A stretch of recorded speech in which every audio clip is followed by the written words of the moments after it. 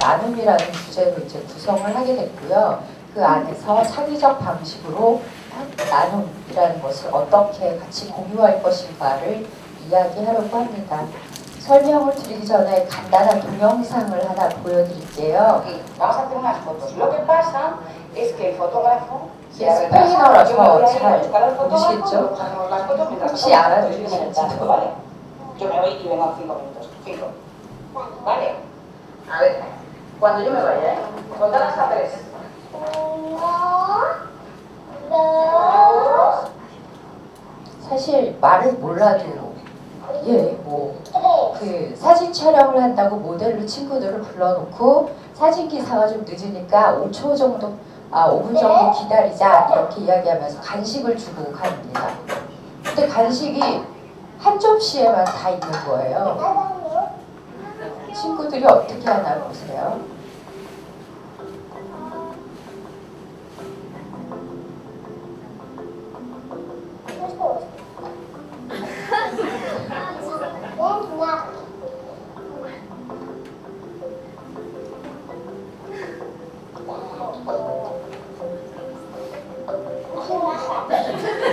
되게 의외죠. 거의 모든 친구들이 다 쉐어라는 나눔이라는 것을 실천을 했고 그게 너무나 이상하지 않았다는 그러한 실험을 한 동영상입니다. 그러니까 기부나 나눔이라는 것이 이 동영상에서는 무엇을 이야기하고자 하는 것이냐면 교육에 의해서 만들어지는 것이 아니라 인간은 누구나 갖고 있는 태생적인 속성이다라고 이야기를 하고 있습니다. 근데 나눔이라고 태생적이고 누구나 갖고 있다라고 이야기하지만 사실 부담스러운 게 사실이잖아요.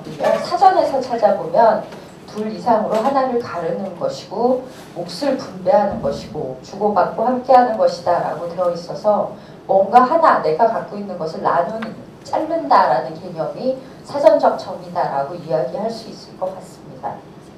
현재는 어떤 의미로 이야기가 되고 있냐면 더불어 사는 삶을 위한 적극적인 참여, 그리고 즐거운 책임, 내가 가진 것을 돌아보고 상대방을 존중하는 방식, 그런 것들을 나눔이라고 한다 라고 이야기하고 있어서 사전적 의미와 달리 지금 우리가 통상 이야기하는 나눔은 훨씬 더 많은 의미를 내포하고 있는 것 같고요. 그리고 그냥 단순히 내가 가진 것이 아니라 남이라는 대상에 대한 이해를 바탕으로 한다는 것도 알 수 있을 것 같습니다. 이거는 제가 이렇게 막 써본 거예요. 아마 여러분도 비슷하실 것 같아요.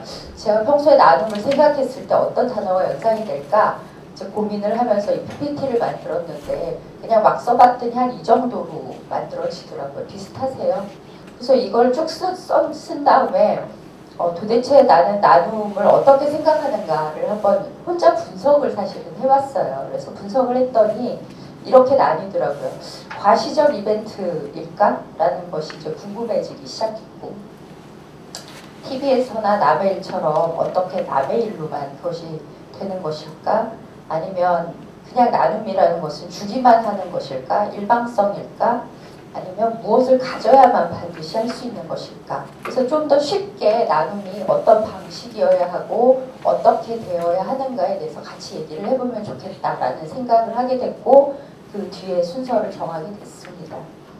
옛날에는 나눔이라고 하면 굉장히 뭔가 사회적으로 권위 있는 누군가가 자선을 베풀듯이 하는 것을 이야기했던 것 같아요. 그래서 소위 우리가 이야기하는 노블레스 오블리주라고 하는 것이 나눔의 어떤 상징적 부분이었던 것 같고요. 시간이 좀 지났더니 연예인들과 같이 기부천사라고 소위 불리는 사람들이 등장하기 시작했죠. 그리고 팬들이 그들을 모방하면서 좀 더 대중화의 길로 접어들기 시작했고 지금에 와서는 좀 더 많은 사람들이 참여를 하면서 단순히 그냥 남을 위해서가 아니라 내가 스스로 위안받기 위해서 나를 위한 즐거움으로 나눔을 하게 되는 그런 현상을 보이고 있는 것 같습니다. 그리고 지금에 와서 제가 생각하기에 이거는 그냥 일상의 어떠한 부분으로 많이 침투를 했다라고 생각이 듭니다. 그래서 나눔이 특수한 사람 중심이었다면 지금은 누구나 하고 있는 현상적인 걸로 가고 있는데요. 사례를 좀 설명해 드리면 다 아시죠? 저 왼쪽에 있는 분은 빌 게이츠죠.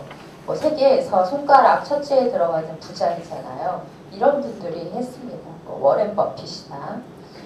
그리고 좀 지나니까 우리나라에서 소위 기부천사들이 막 등장하기 시작했죠. 그래서 저희가 잘 아는 김장훈 씨, 문근영 씨와 같이 뭔가 의미 있는 일을 하려고 하는 소위 유명하신 분들이 등장하기 시작했고요. 근데 좀 지났더니 이런 분들도 신문에 막 나오더라고요. 혹시 보셨어요? 인천 만석동이라는 쪽방촌에서 이제 기부 활동을 하시는 주민들에 대한 기사였는데요. 괜히 부리 말이라고 하면 더 잘 아신다고 하더라고요. 그래서 그 주민들이 지금 보시는 것처럼 파티에 쓰는 고깔 모자를 이렇게 만드시는 작업을 하는데 1,000원씩 기부를 해서 1년을 모아서 100만 원을 기부하시는 일을 지금 5년째 하고 있다고 해요. 그래서 이렇게 우리가 아는 이웃, 일상적인 대상으로 많이 확장되고 있고 그것이 돈을 가진 사람이 아닌 누구나의 개념으로 확대되는 것을 알 수가 있습니다. 이건 많이 보셨죠. 네이버 쓰시는 분. 네. 해피빈처럼 그냥 지식인의 뭔가 달기만 해도 검색을 많이 해도 얻는 것처럼 보다 일상적인 우리의 활동과 연계해서 누구나가 기부의 주체가 되는 이러한 형태로 많이 바뀌고 있습니다.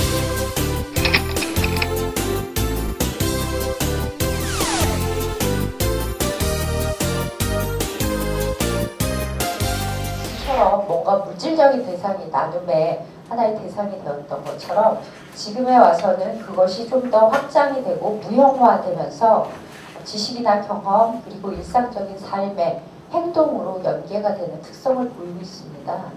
저희가 혹시 기부하면 금방 떠오르는 게 이런 성금이잖아요. 그래서 얼마를 기부했느냐와 같이 돈을 일상적인 대상으로 치게 됩니다.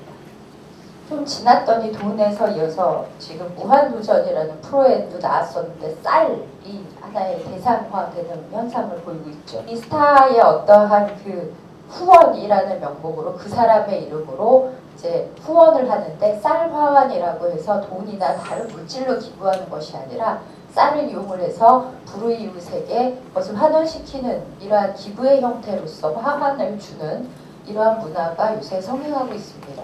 잘 아시는 이효리 씨의 어떤 그 재능 기부, 그래서 뭐 음반이라던가 아니면 어떤 연예 활동이 사회의 어떠한 이슈를 위해서 기부를 하는데 사용되는 이러한 현상도 보이고 있고요. 아마 아시는 분이실 수도 있는데 그 과학교실인데 재능 기부의 일환으로 방과후 과학교실을 운영한다던가 이러한 것들도 하나의 이제 기부의 형태로 자리 잡고 있는 하나의 현상이라고 이야기할 수 있습니다. 제가 제일 재미있고 흥미있다라고 보이는 것 중에 하나는 지금 보시는 이러한 사례인데요. 이 물이 뭐가 특별하냐면 해양 심층수라서 특별한 것이 아니라 자세히 보시면은 이것을 사면은 카운터에다가 계산할 때 기부를 하겠다고 이야기를 하면 무조건 그 CJ에서 매칭하듯이 똑같은 100원을 펀딩을 이렇게 기부하는 형태로 되어 있어요. 소비자가 돈을 더 내는 게 아니라 제가 기부하겠습니다 라고 말만 하면 CJ에서 매칭을 해주는 그런 구조예요. 그래서 나는 그냥 물을 사 먹었을 뿐인데 의사만 밝히면 CJ에서 매칭을 해주는 이런 시스템을 가지고 있습니다. 그래서 이런 나의 일상적인 소비, 물 사 먹는 게 일상적 소비인데 그런 것들이 기부의 형태가 되는 이러한 것들이 요즘 나타나고 있는 현상 중에 하나다라고 이야기할 수가 있습니다. 이 신발도 아마 보신 분들 많이 있으시죠. 탐스 슈즈.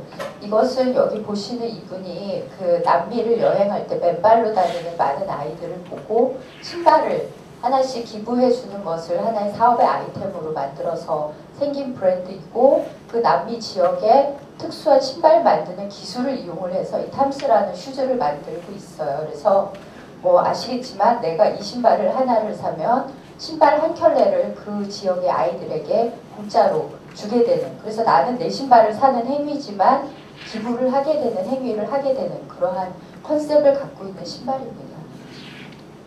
이 분은 요새 이런 사업도 하고 있대요. 원 포 원이라고 해서 안경 사업을 또 확장을 했는데요. 저도 안경을 쓰고 있지만 이 안경을 구입을 하면 뭐 예를 들어서 눈이 잘 보이지 않는 약시라던가 아니면은 빈곤국가에서 시력 교정이 필요한 어린이라던가 아니면 수술을 해야 되는 사람에 대한 수술비 지원이라던가 이런 것에 기부금을 매칭을 해서 같이 나눠주게 되는 그런 시스템이라고 해요. 그래서 하나를 사게 되면 한 사람이 얻는다라는 개념으로 원포원이라는 이러한 브랜드 사업을 하고 있습니다. 그러니까 이러한 것들은 단순히 뭐 특별히 뭘 사서가 아니라 내가 그냥 필요한 것을 사기만 해도 남이 필요한 것을 얻게 되는 이러한 구조가 되는 것이죠. 그래서 나눔은 어디 가서 해야 되는 게 사실 이제는 아니게 됐고요. 일상적인 그 삶에서 그냥 내가 조금만 원한다면 실천할 수 있는 그런 대상으로 확장된다. 뭐 그런 이야기를 해드리고 싶었습니다. 그래서 사실 저희는 이러한 나눔이라는 것이 가능한 사업 모델 같은 것들을 학과에서 학생들과 수업을 하면서 개발을 하기도 하거든요. 그래서 실제로 학생들이 그것을 사업의 어떤 모델로 삼아서 실제 뭐를 만들기도 하지만 앞으로 사회에 나가서 일을 할 때 하나의 롤모델이 될 수 있는 어떤 타입을 만드는 그런 것들도 사실 수업에 연계해서 하고 있습니다. 그래서 혹시 관심이 있으시면 이런 것들도 수업과 연계해서 해보시면 굉장히 좋은 의미가 있을 것 같습니다. 나눔의 법칙이 있다고 해요. 그냥 주기만 하는 게 나눔은 아니라고 합니다. 6가지라고 하더라고요. 정리를 해봤더니 첫 번째가 나눔을 하려면 나를 알아야 할 수 있다 라고 써 있었습니다. 내가 무엇을 잘하고 내가 할 수 있는 것은 무엇이고 나는 어떤 행위를 통해서 나눔을 할 수 있을까와 같이 나를 이해하는 게 필요하고요. 그리고 내가 가진 게 무엇인지 알아야 나눌 수 있기 때문에 내가 가진 것을 나눌 수 있는 것을 생각해보는 것, 이런 것이 필요하고요. 그리고 상대방이 누구이고 그 사람은 어떤 대상인가를 아는 상대방의 이해가 필요합니다. 그리고 그 사람은 무엇이 필요하고 그리고 그것을 언제 주는 것이 좋은가라는 시기도 굉장히 중요합니다. 내가 주고 싶다고 주는 것은 동정이지 그 사람이 필요하지 않은 것을 주는 것은 나눔이 아니다라고 보통 이야기합니다. 그래서 그 사람이 필요한 것을 적절한 시기에 준다라는 것이 가장 중요하고요. 6번째 모두 중요하다고 손꼽아서 이야기하는 것은 존중의 방식이어야 한다. 이게 동정이 아니기 때문에 상호 존중의 방식으로 나눔은 이루어져야 한다라고 이야기하고 있습니다.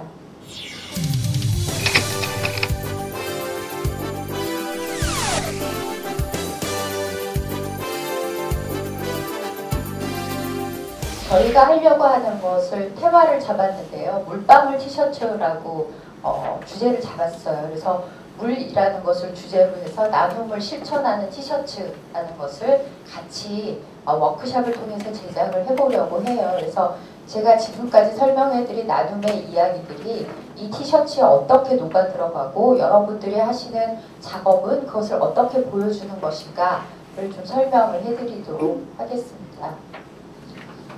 저희가 하려고 하는 게 이 물방울 티셔츠예요. 저희는 어떤 걸 하려고 하냐면요. 나의 일상에서 할 수 있는 나눔의 종류를 좀 돌아보고 그리고 내가 나눔의 메시지를 정한 다음에 그것을 이 티셔츠에 넣게 됩니다. 그래서 이 나눔의 메시지를 넣은 티셔츠를 통해서 내 스스로는 나눔에 대한 실천과 다짐을 하게 되고요. 그리고 이것은 제품의 구매나 판매를 통한 어떠한 실질적, 물질적인 나눔의 실천을 하게 되는 매개가 됩니다. 그리고 이것을 착용하고 돌아다니면은 나눔에 대한 메시지 그리고 정보를 확산시키는 역할을 하게 됩니다. 그 학교에서 돌아가셔서 수업이나 이런 데도 좀 적용이 되면 좋겠다라는 이야기를 하시더라고요. 그래서 좀 방법론을 약간 구체적으로 설명해드리면 도움이 되시잖아요. 그래서 이거를 좀 집어넣는데요. 제가 사용하려고 하는 방법은 인포그래픽스라는 방법이에요. 보통 시각 디자인 분야에서 사실 많이 쓰는 방법인데요. 정보를 어떻게 함축적으로 그래픽화하는가가 이제 가장 중요한 이슈가 인포그래픽스라는 방법이에요. 인포그래픽스는 저희가 이제 제가 하고 싶은 어떤 이야기나 전달하고 싶은 정보 같은 것들을 시각적 방식으로 보여주는데요. 제가 지금은 말을 하고 있지만 사실 말로 하는 것보다는 눈으로 보는 게 훨씬 더 인지력이 높잖아요. 그래서 어떠한 방법으로 전달할 것인가의 방법론을 이야기하는 것입니다. 그래서 보시면은 나의 일상생활의 어떤 데이터들을 상대방이 갖고 있는 욕구와 연계해서 데이터를 연결하고 그것들의 나눔의 실천이나 내용을 메시지를 하나의 색상, 도형, 뭐 숫자, 어떤 문양, 배열 이러한 식의 이제 방법을 이용을 해서 전달하는 것을 이야기합니다. 그래서 이것은 사실은 이제 데이터 비주얼라이제이션이라고 해서 시각화의 어떤 기법 중에 하나다라고 이제 보통 이야기합니다.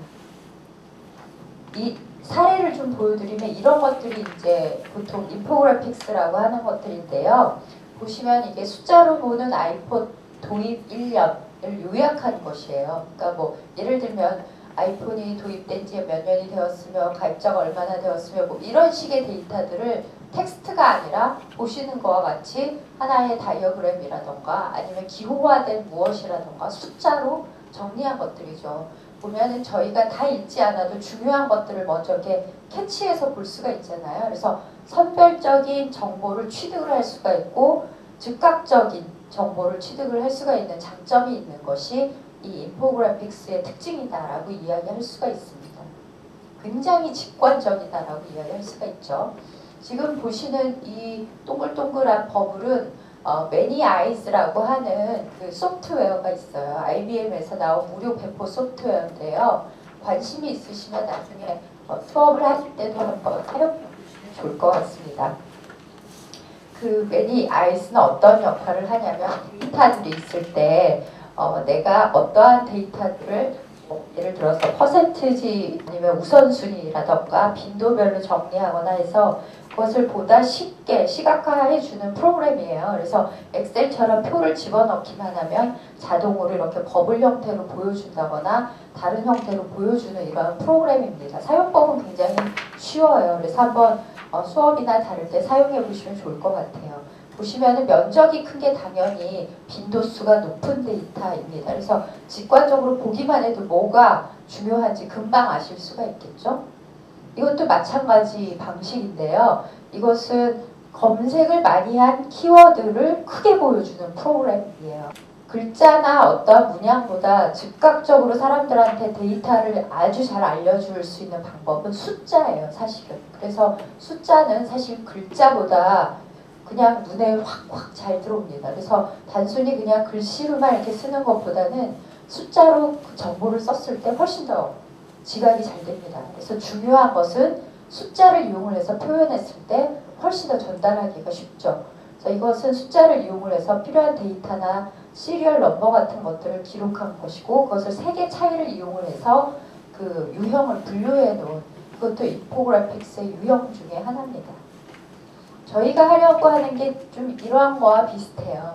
그래서 내가 중요하다고 생각되는 데이터들을 고르고 그것들을 어떻게 중요도 순으로 나열을 하고 그것들을 보여줄 것인가와 같은 이러한 샘플 작업을 하게 되는 것입니다.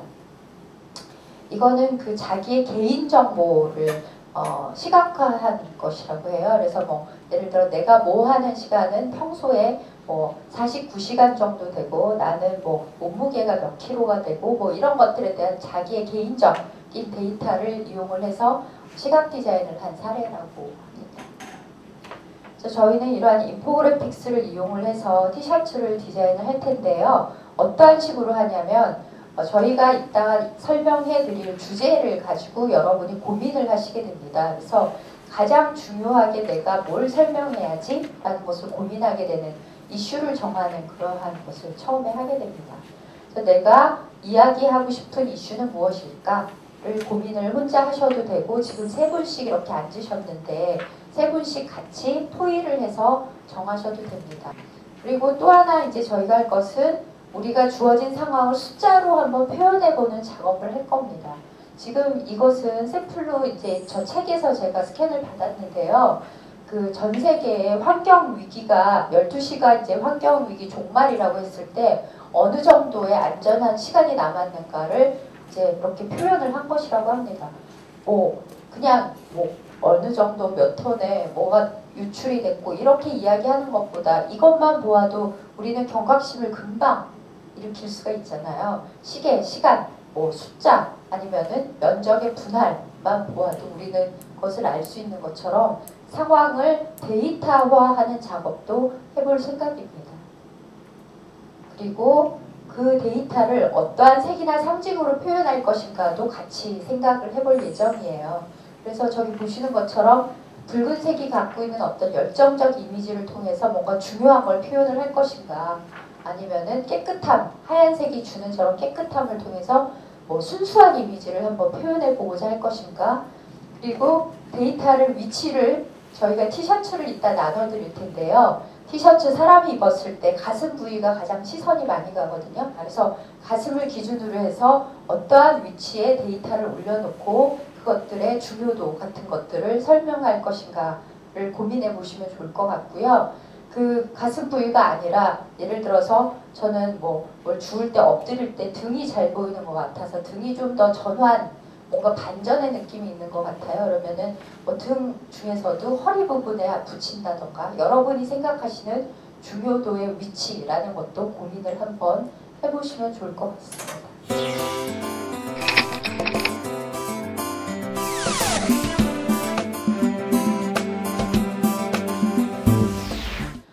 물 부족, 이제 물 부족이라는 것이 이제 여러분이 지금 쉐어할 하나의 이제 주제다라고 생각을 하시면 될 것 같습니다.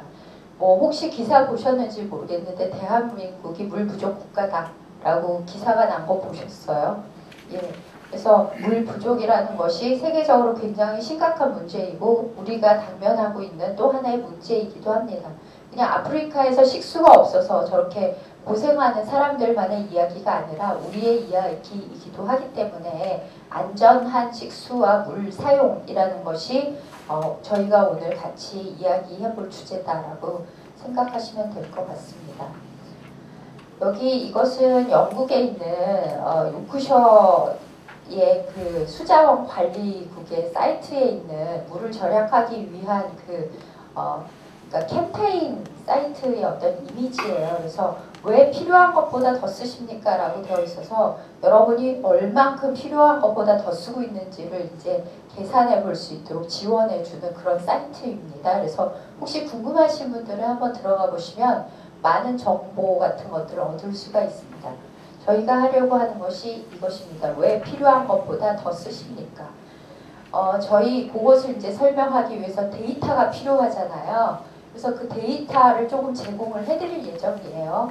좀 이따가 저희가 이런 종이를 나눠드릴 텐데요. 이 종이에 보면은 저희가 사용하는 평균적인 물의 양 같은 것들을 미리 저희 조교 선생님이 조사를 해서 정리해 놓은 게 있어요. 그래서 이걸 나눠드릴 텐데요. 가상수와 물발자국이라는 개념이 여기서 나옵니다.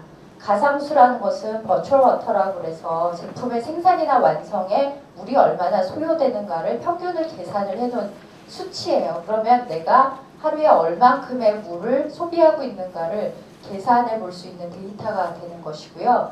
물 발자국의 경우에는 개인이 그 하루 동안 아니면 집단이 일정 기간 동안 사용한 물의 양을 이렇게 추적해서 계산을 해주는 방식입니다. 우리가 탄소 발자국이라는 얘기처럼 물의 사용량을 카운팅하는 방식을 이야기를 해요. 그래서 그러한 방식으로 물 소비량을 측정해 보면 한국은 1인당 275리터의 물을 소비를 한다고 해요. 근데 다른 국가의 사용량을 비교해 보시면 덴마크가 114인데 한국이 275, 독일이 151, 굉장히 많이 소비하는 편이다라는 것을 아마 아실 수 있을 것 같습니다. 사실 저도 잘해서 이 주제를 잡은 게 아니기 때문에 이 데이터를 준비하면서 반성을 사실 많이 했거든요. 아마 느끼시는 점들이 많으실 것 같아요. 이게 바로 이제 가상수인데요. 이러한 데이터가 돌아다니는 게 있어요. 인터넷을 이렇게 쳐보시면. 그래서 제가 오늘 아까 점심에 먹은 것을 거꾸로 역계산을 해보면 한 끼를 먹기 위해서 제가 얼만큼의 물을 소비하고 먹었는가를 카운팅해 볼 수가 있는 거죠. 그래서 소고기 1kg를 위해서는 15,000리터의 물이 필요하고 이런 식의 이제 그 데이터가 이렇게 있습니다. 그래서 본인들이 하루에 소비하는 물의 양은 얼마인가를 계산해 볼 수 있도록 이런 지표를 제공하고 있습니다. 유엔에서 이야기를 하기를 하루 한 명이 안전하게 마시는 물의 양, 담수의 경우에는 20에서 50리터, 사용하는 양은 20에서 50리터가 필요하다라고 유엔에서 지정을 하고 있는데요. 세계 인구 6명 중에 1명이 이러한 물을 구하지 못해서 많은 어려움을 겪고 있다고 합니다. 25억 명의 사람들이 이러한 것을 이제 깨끗한 물을 얻지 못해서 고생을 하고 있고요. 20초마다 한 명의 어린이가 병이 들어서 죽고 있고요. 연간 150만 명이 물의 오염에 의해서 희생당하고 있다라고 발표하고 있습니다. 한 번 샤워할 때 저희가 15분이라고 쳤을 때 180리터의 물을 저희가 소비를 한다고 해요. 평소에 어느 정도 샤워 시간을 갖고 계신지 한번 카운팅을 해보시면 내가 한 번 샤워를 통해서 얼만큼의 물을 소비하고 있는지 아마 아실 수 있을 것 같아요.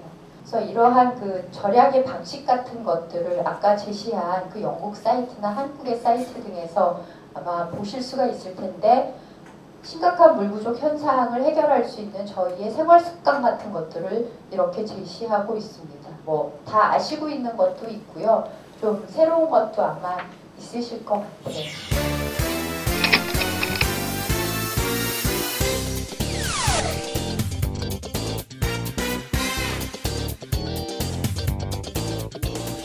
저희가 이제 샘플을 하나를 제작을 해봤어요. 나눠드릴 프린트를 가지고 생활습관 하에서 내가 소비하고 있는 양과 어떠한 방법을 써서 절약할 수 있을까를 고민해보고 내가 줄일 수 있는 데이터를 한번 물의 양을 계산을 해본 것입니다. 그래서 그러니까 이러한 방식을 통해서라면 내가 334리터의 물을 하루에 줄일 수 있다라고 계산상으로는 나오더라고요. 그래서 내가 할 수 있는 것은 무엇일까를 아마 다시 고민해 보실 수 있는 시간이 될 것 같습니다.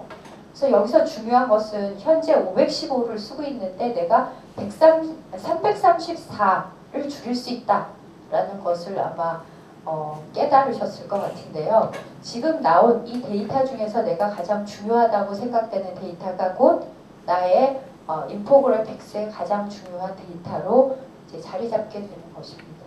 그래서 내가 사용한 물의 량, 그리고 생활 습관의 변화를 통해서 가능한 절수량, 그리고 그 차이, 그리고 이 숫자 중에서 내가 중요한 것은 무엇이고 내가 가장 가중치를 두고 싶은 것은 무엇일까? 이런 것들을 좀 고민을 해보시는데 이 친구의 경우에는 생활 습관을 통해서 총 줄일 수 있는 절수량에 조금 더 관심이 있다. 뭐 예를 들면 그런 것들을 이제 중요한 데이터라고 이야기를 한 것이고요. 만약에 나는 그것이 아니라 내가 가장 못하고 있는 생활습관 중에 이 부분을 이야기하고 싶다. 한 부분만 그렇게 생각을 한다면 그 부분에 집중하셔서 데이터를 가중치를 두셔도 전혀 상관이 없습니다. 그래서 내가 가중치를 두고 싶은 나의 생활습관과 그 내용은 무엇일까를 고민을 좀 하시고요.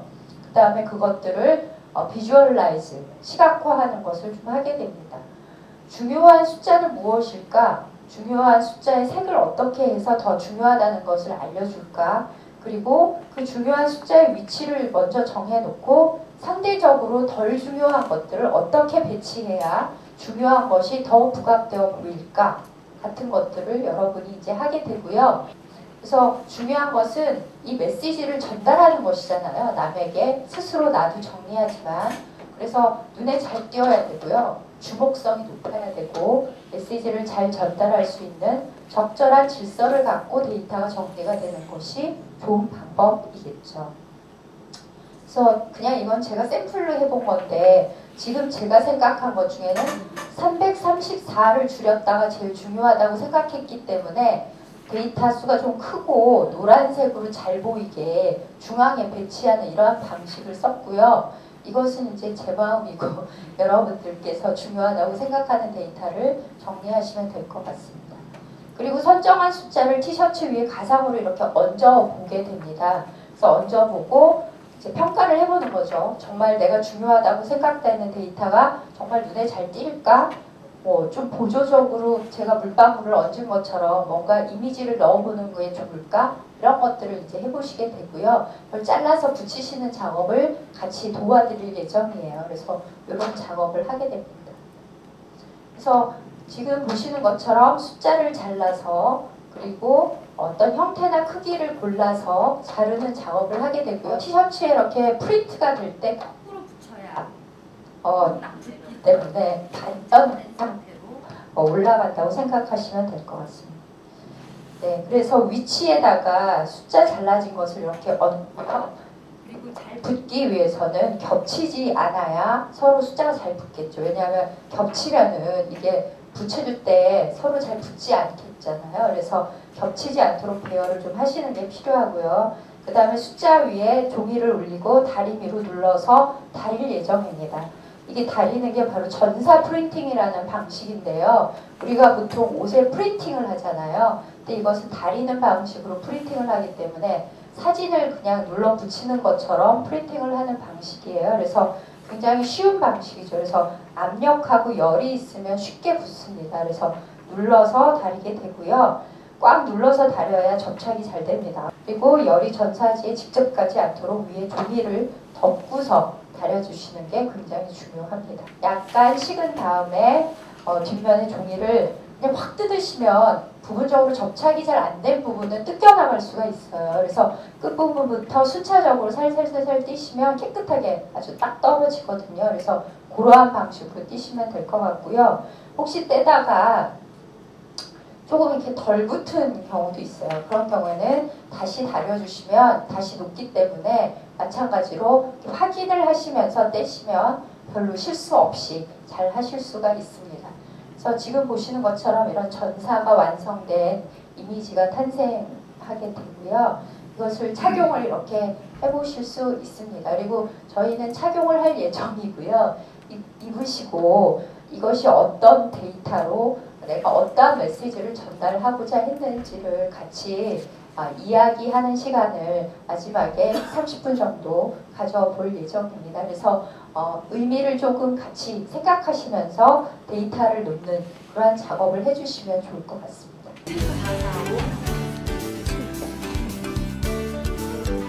서글방 같이 봐주시면 좋을 것 같고요.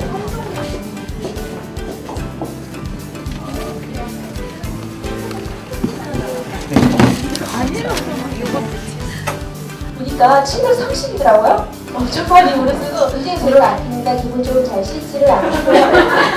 사용하는 한 45리터 정도 줄일 수 있을 것 같아요. 전체 84리터 정도 줄여줍니다.